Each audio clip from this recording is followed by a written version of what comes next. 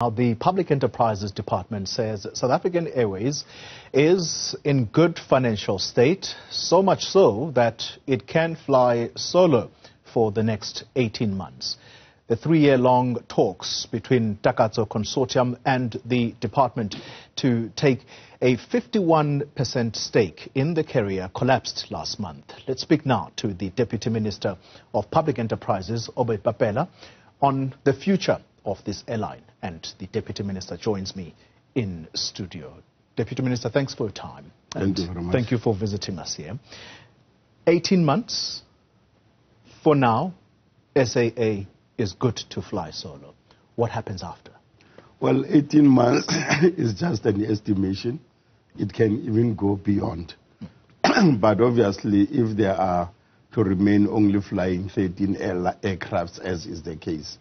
But if they want to expand, definitely, then that's where we then begin to say, do you stick to 13 only and say, I'm happy, I'm profitable, I don't have overdraft?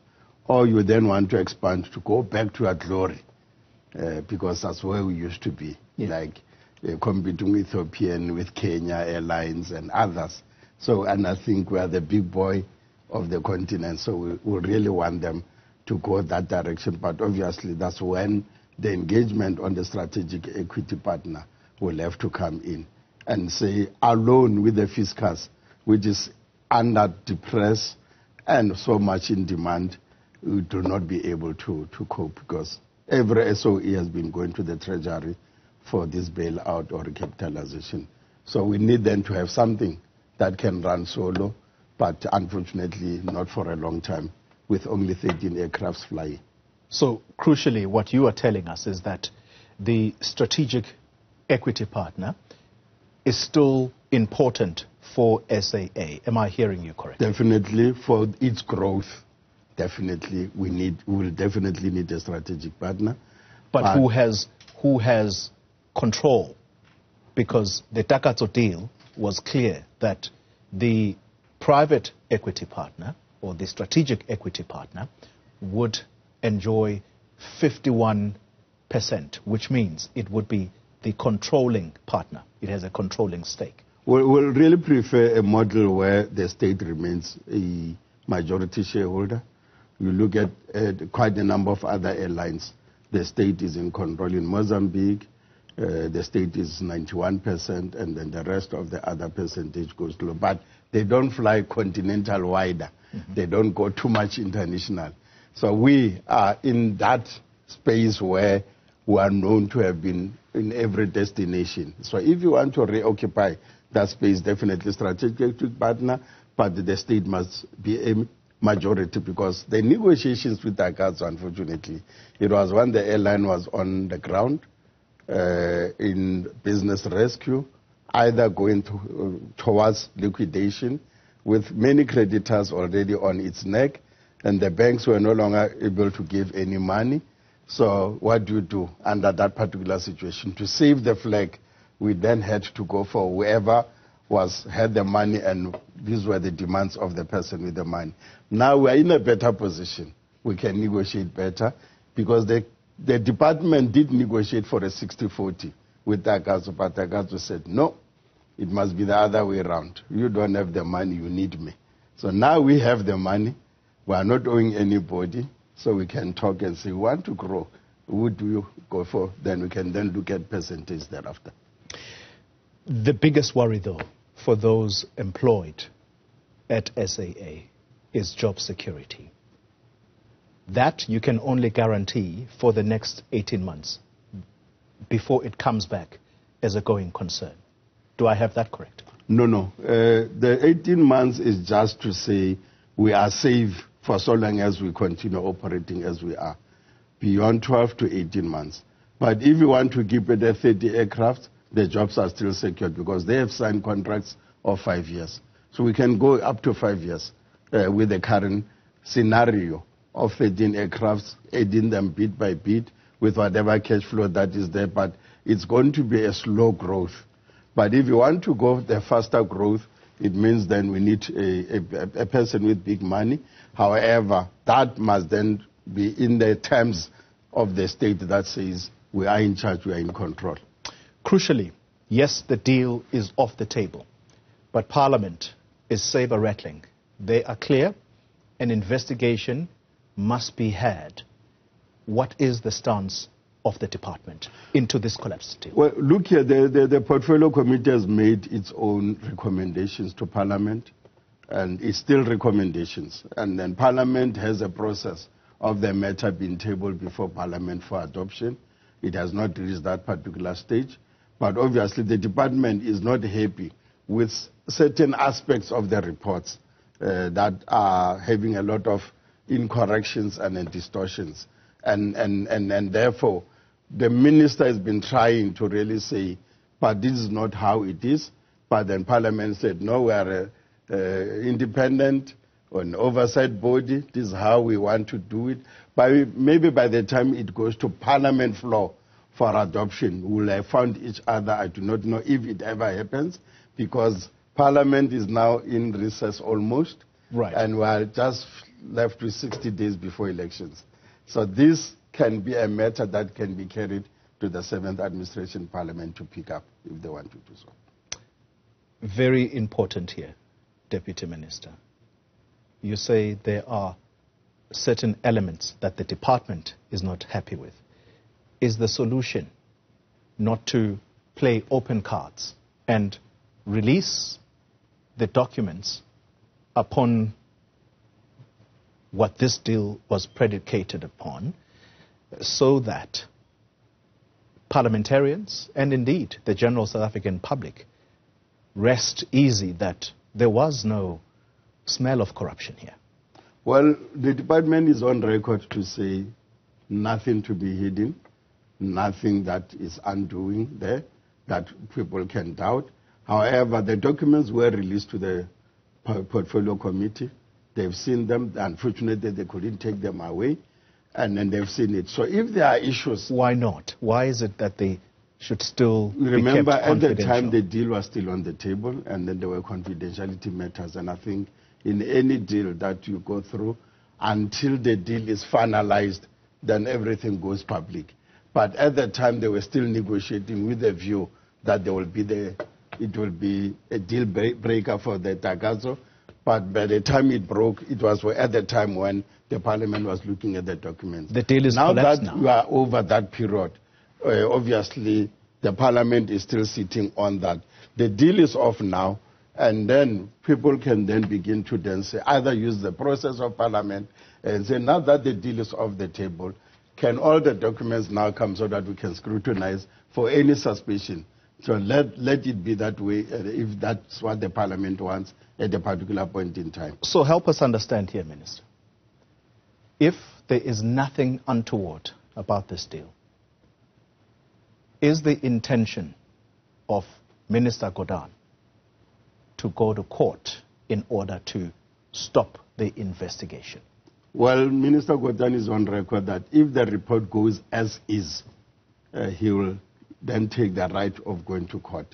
However, we don't see any court emerging now, because there are other processes that before you go to court as a last resort, the executive and Parliament can enter into a discussion to find each other, model whatever are the issues of differences. I'm sorry, Minister, you're going to have to clear this up. I'm sorry to interrupt you.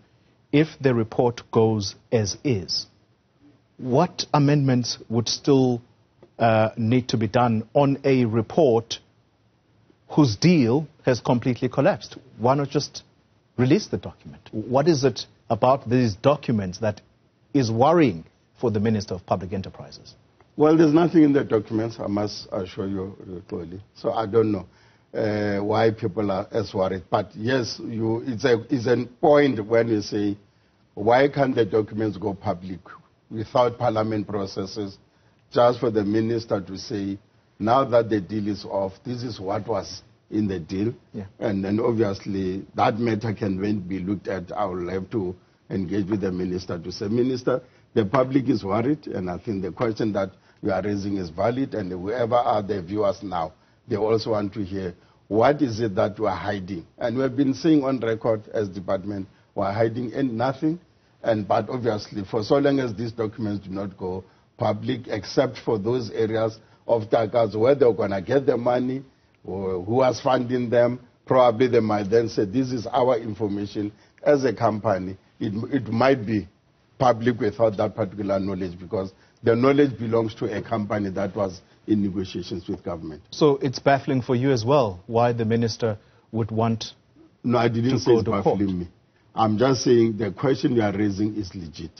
And therefore, for it to be legit, obviously we might then have to then say, maybe people are suspicious, and as we said, they are, and then we should then maybe let the documents go public, minus, obviously, whatever is the company information that Takatso will not want to reveal. But on the side of the government side, there's nothing to hide, and we can look at that particular issue of releasing the documents. So the attitude of Parliament is simply this.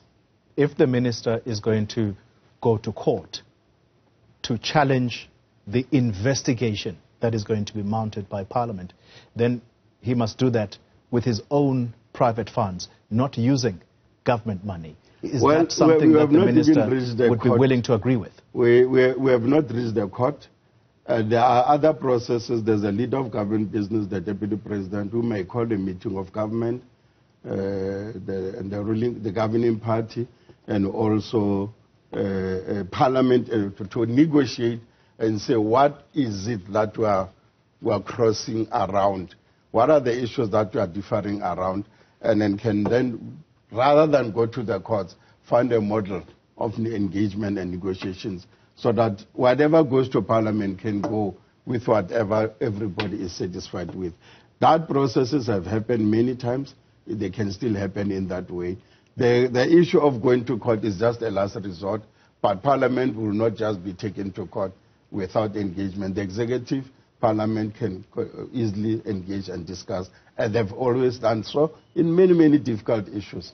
The arms deal issues and many, many others. There had never been anything that had to be taken to court except the court cases that arose out of the investigations themselves. Just as a final question, and purely clarity-seeking question, so that I don't mislead the public and we are all clear. You are saying you are none the wiser about why Minister Pravin Gordhan does not want this report released in its current form, and you also none the wiser as to why he's so intent that he's prepared to go to court to block even the investigation. The report is badly written. There are issues that definitely are valid for the department to want to engage and raise. And if such an opportunity arises where the department and the portfolio committee can find each other, there will be no need for any courts. And then there will be no need of stopping the report going into Parliament for adoption. So whatever investigations that people want to pursue, there might be no need, or there may be a need, depending on the information that will be on the floor. But let those issues be engaged between the ministry and the department and the Parliament. And in that way, we will then be able to clear this matter once and for all. And I think people are miscommunicating on this particular issue. So it's a matter that the minister has said, I'm not happy with certain sections of the report. And then they are saying, we are determined, we are taking this matter to investigation. Proposal to Parliament for SIU to then come in. And if SIU has to come in, it's only the president that can give proclamation on the matter. So before you even involve the proclamation, I am arguing for minds to meet to really look at those issues, clarify them, and then let there be one purpose. If the investigation emerges, let it be. But if then there's none that warrants any investigation, probably out of the talks there may not be issues, but I leave that to those talks and the negotiations. I wouldn't want to preempt them. Finally,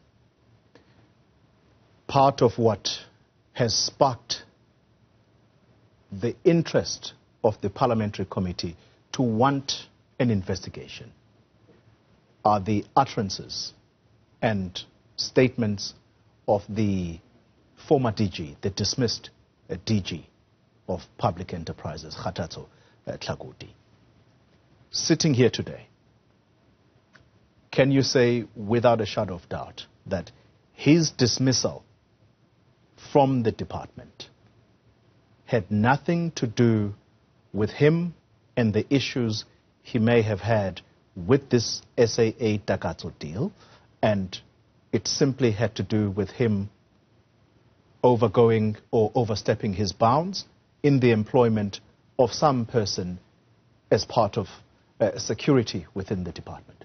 Well, we are talking of a person who is still grieved with the manner in which the charges were brought on him. Indeed, they relate to something else other than what happened with the Takatso deal. And the processes, obviously, unfortunately, cannot be pursued because he was dismissed. And then being outside is not easy to fight your issues. But he may use other recourses that are there within the courts and then within the legal instruments that are there. And the issues of Takatso, if pursued, he will then have an opportunity by Parliament itself.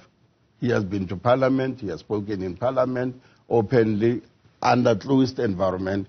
He can still go there when these investigations are going to be pursued, even at the point when there will be talks between the ministry, the department, and also Parliament itself to then look at the issues that are raised in the report of Parliament before adoption. So let's then really allow that space of engagements around those issues. And the court is just a last resort, and I don't see anything going to court later. Speaking from just experiences of being in Parliament for many, many years. So let me paraphrase you then, to understand you correctly. What you are saying is that if indeed a parliamentary process is to go ahead, that's the platform for this former DG who says he is aggrieved about what happened with this deal, because part of the claim from him is that his signatures were forged.